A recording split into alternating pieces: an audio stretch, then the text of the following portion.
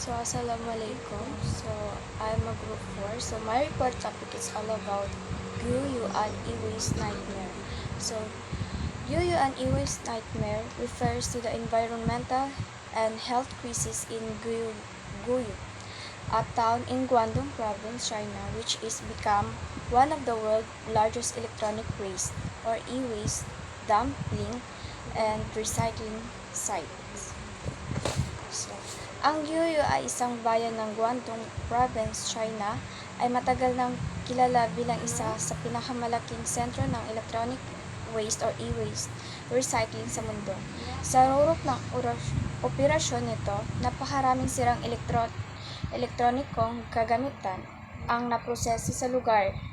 Karamihan ay iligal na inaangkat mula sa mga maunlad na bansa dahil sa mataas na halaga ng mga metal tulad ng ginto at tanso.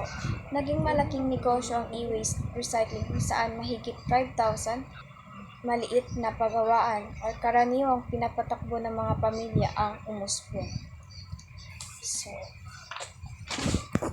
So how they process the e-waste in Guyu?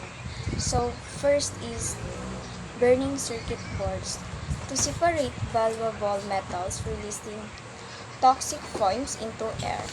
So, ginagamit ito upang makuha ang tanso at iba pang mahalagang metal, ngunit naglalabas ito ng nakakalasong usok na may lead at iba pang mabibigat na metal. So, pangalawa ay ang soaking parts in acid baths to dissolve metals which contaminated local water resources.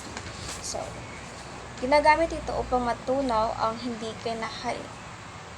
kailangan bahagi ng circuit boards at makuha ang malagang metal tulad ng ginto at pila.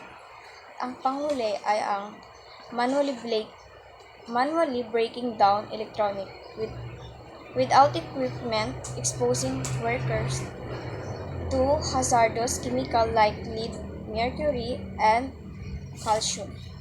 So, ginagamit ito upang paghiwalayin ang plastic, metal, at iba pang materyales, ngunit nagbubuga ito ng nakakalasong alikabok na maaring malanghap ng mga tao. So, yun lang po. Thank you.